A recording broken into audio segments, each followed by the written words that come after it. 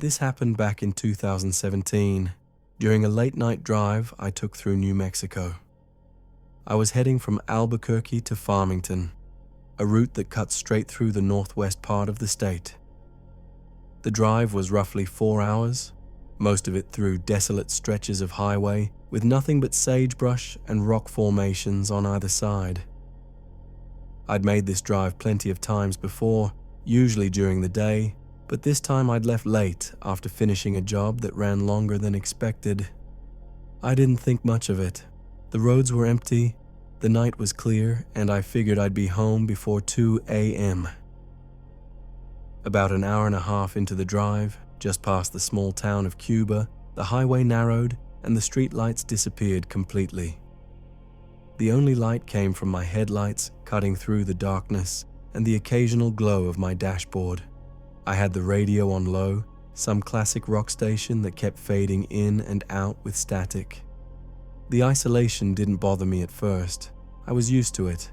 But then, maybe 20 minutes after leaving Cuba, I noticed something in my rearview mirror.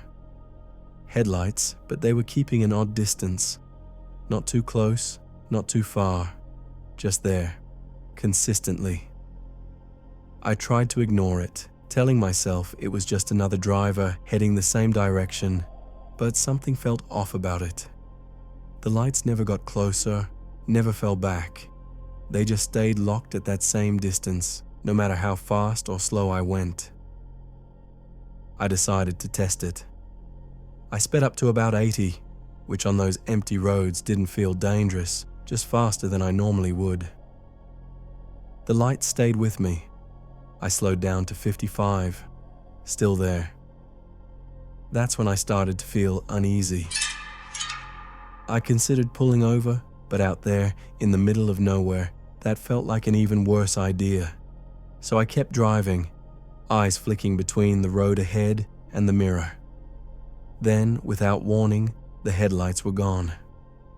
Just like that, no turnoff, no sign of them drifting away.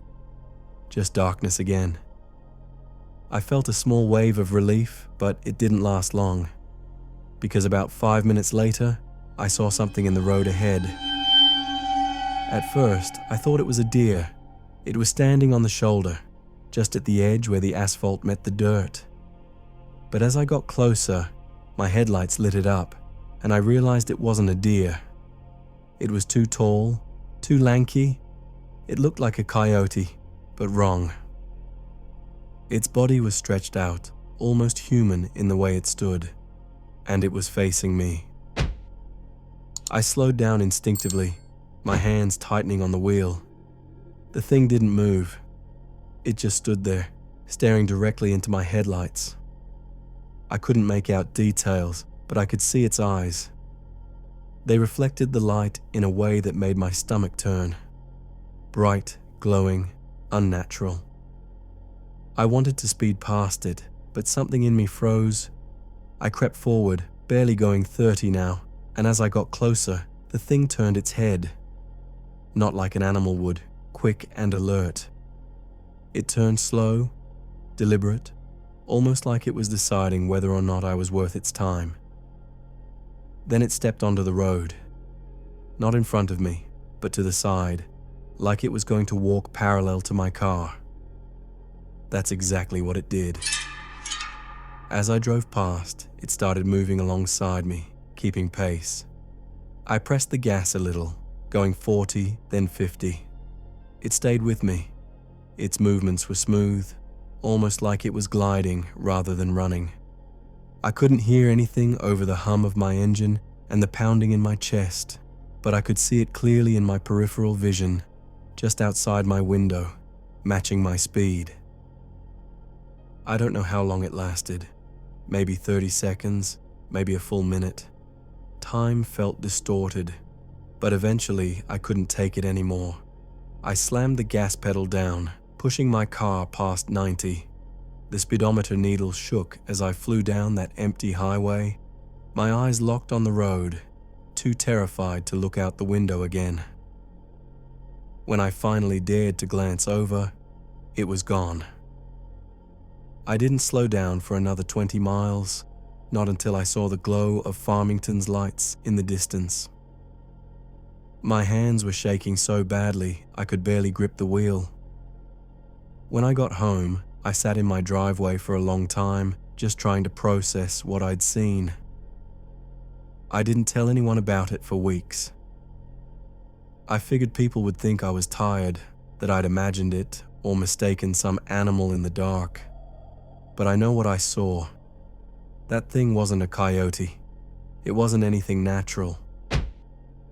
It wasn't until a few months later that I started hearing about skinwalkers. A co-worker who's Navajo mentioned them in passing during a conversation about the reservation. I didn't say anything, but I went home and looked them up. The more I read, the more everything clicked into place. The way it moved, the way it looked at me, the way it kept pace with my car, like it was toying with me. I don't know if that's what I encountered that night, but I've never been able to come up with another explanation. And I've never driven that route at night again.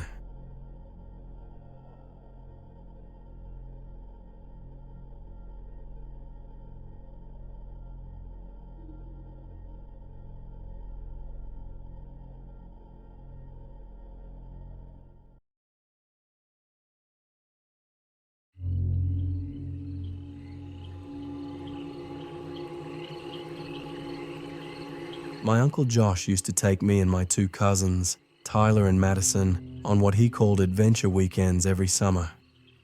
We'd pile into his old Ford F-150 with our camping gear and head out to some random state park or trail he'd found online.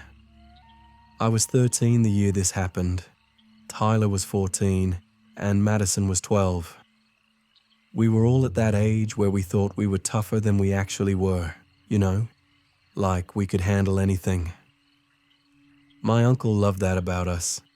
He'd tell us stories around the campfire about bears and mountain lions, not to scare us, but to make us feel like we were part of something bigger than ourselves.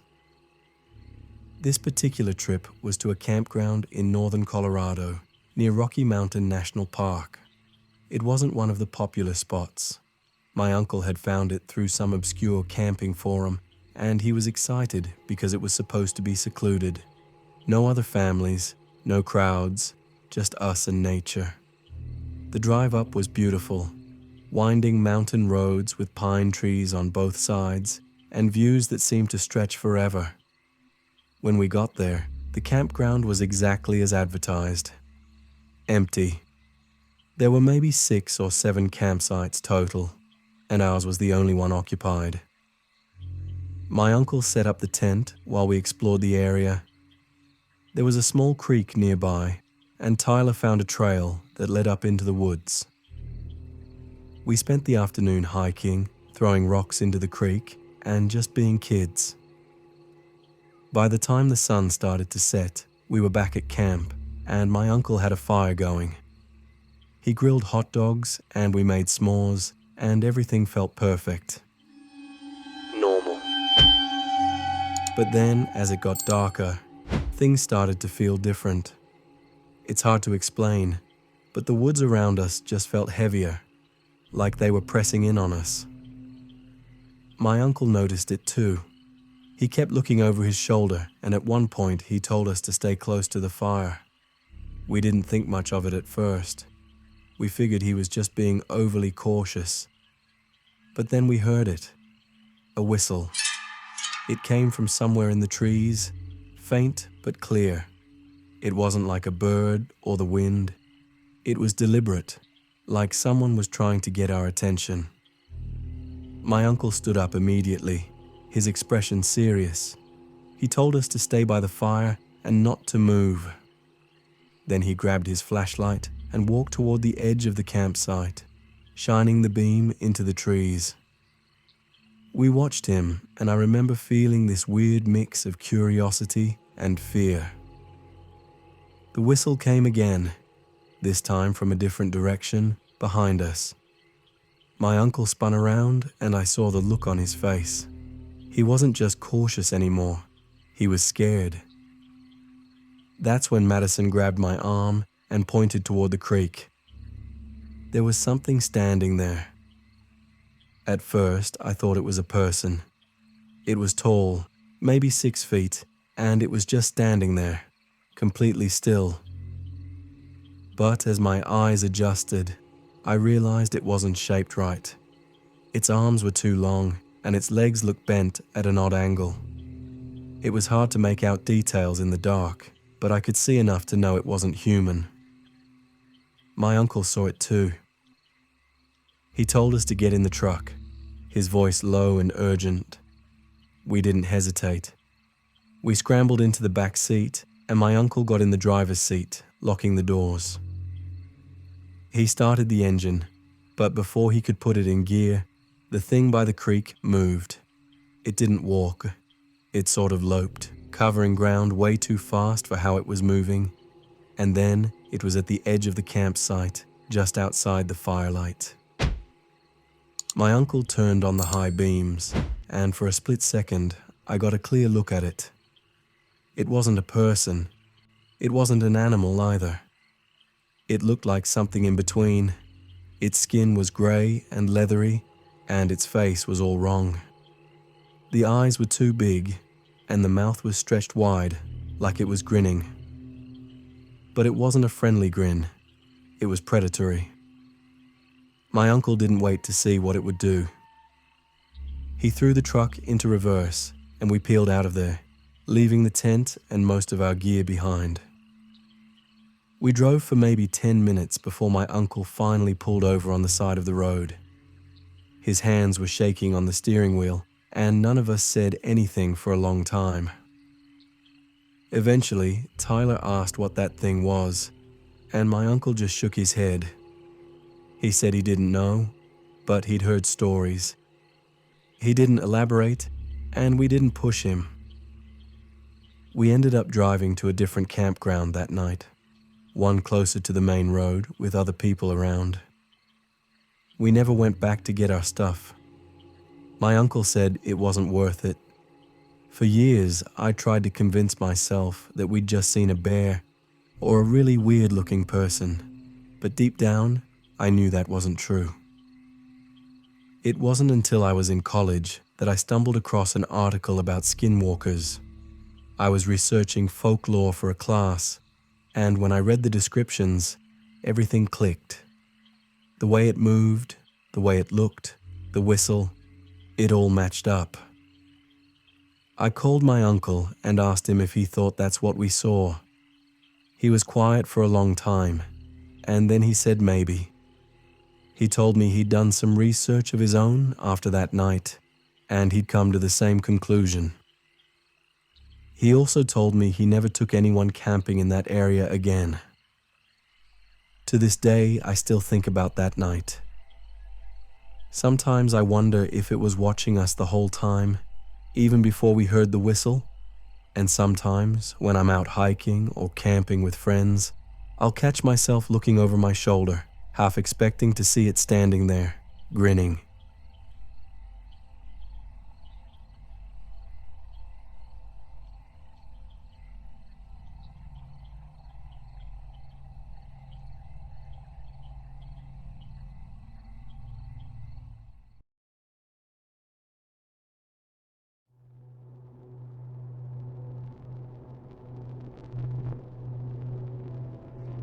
I grew up on a small cattle ranch in Montana with my parents and younger brother.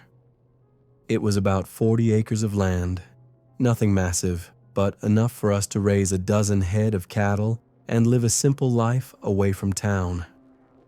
My dad had worked ranches his whole life, and he knew cattle better than anyone I'd ever met. He could tell when something was wrong with an animal just by looking at it. So when he started acting strange about one of our cows, I knew something was off. It was late summer, around 2018, and we had just brought the cattle down from the upper pasture for the season. Everything seemed normal at first. The animals were healthy, grazing well, and settling into their routine. But then one morning, my dad noticed that one of our cows, a big Hereford we called Red, was standing alone at the far end of the field. She wasn't grazing. She wasn't moving.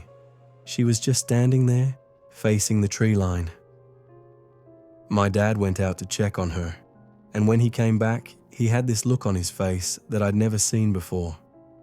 He didn't say much, just told me and my brother to keep an eye on the cattle and let him know if anything seemed off. Over the next few days, Red kept doing the same thing. Every morning she'd be standing at the edge of the field, staring into the trees. The other cattle started avoiding her, which was really unusual. Cows are herd animals. They don't just isolate like that unless something's seriously wrong. My dad tried everything. He checked her for illness, examined her hooves, even called the vet out to take a look. The vet couldn't find anything wrong with her. She was perfectly healthy, at least physically. But her behavior didn't change. Then one night, I woke up to the sound of the cattle moving around outside. It was maybe 2 or 3 in the morning, and I could hear them making noise, which wasn't normal. I got up and looked out my window, and I could see them all gathered on one side of the field, away from the tree line. All of them except Red. She was standing in her usual spot, completely still, facing the trees. I watched her for a few minutes, and that's when I saw something move in the shadows near the edge of the forest. At first, I thought it was a coyote or maybe a deer, but then it stepped into the moonlight and I realized it wasn't either of those things. It looked like a person, but the proportions were all wrong. Its arms were too long, hanging down past its knees, and its legs seemed bent in a way that didn't make sense. It was tall, maybe 6.5 feet, and it moved with this slow, deliberate gait that made my skin crawl.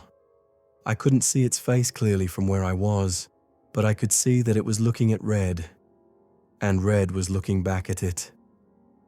I stood there frozen, watching this thing move closer to her.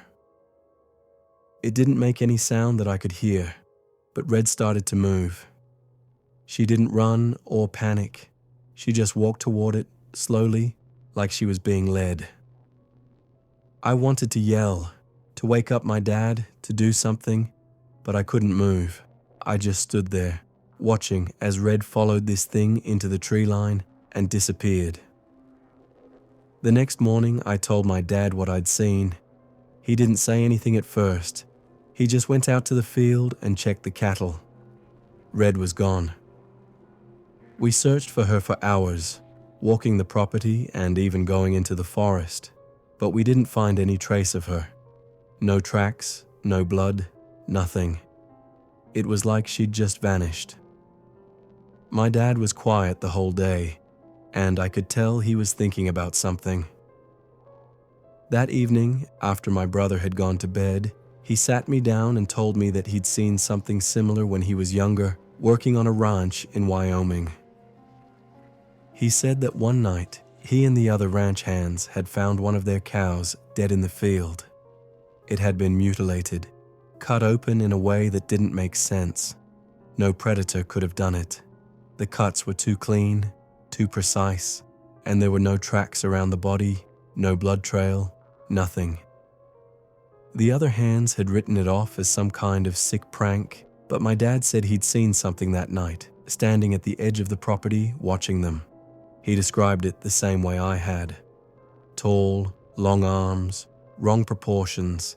He said he'd never told anyone about it because he didn't think they'd believe him. We never found Red. A few weeks later, my dad decided to sell off most of the cattle and scale back the ranch. He said it wasn't worth the risk, though he never explained what risk he was talking about. My mom didn't question it. I think she knew something had happened, even if my dad didn't tell her the full story. We kept a few animals, just enough to maintain the property, but the ranch never felt the same after that. There was this underlying tension, like we were all waiting for something to happen again. I didn't learn about skinwalkers until a few years later, when I was in college. A friend of mine, who was Navajo, mentioned them during a conversation about folklore and legends. He described them as shapeshifters, witches who could take the form of animals or even people. He said they were dangerous, that they could curse you or your livestock and that you should never speak their name out loud. When he described their appearance, the long limbs, the unnatural movements, I felt a chill run through me. It was exactly what I'd seen that night. I asked him if they could control animals, and he said yes, that they could lure them away or make them do things they wouldn't normally do. That's when I knew. I called my dad a few days later and asked him if he thought that's what we'd encountered. He was quiet for a long time, and then he said he didn't know for sure, but it was the only explanation that made sense to him. He told me he'd done some research over the years, reading about similar incidents on other ranches, and that he'd come to the conclusion that there are things out there we don't understand. He said the best thing we could do was stay away from them, not talk about them, and hope they leave us alone. We haven't had any incidents since Red disappeared, but I still think about that night. Sometimes, when I'm back home visiting, I'll look out at the tree line and wonder if it's still out there, watching, and I'll remember the way Red walked toward it, calm and unbothered, like she didn't have a choice.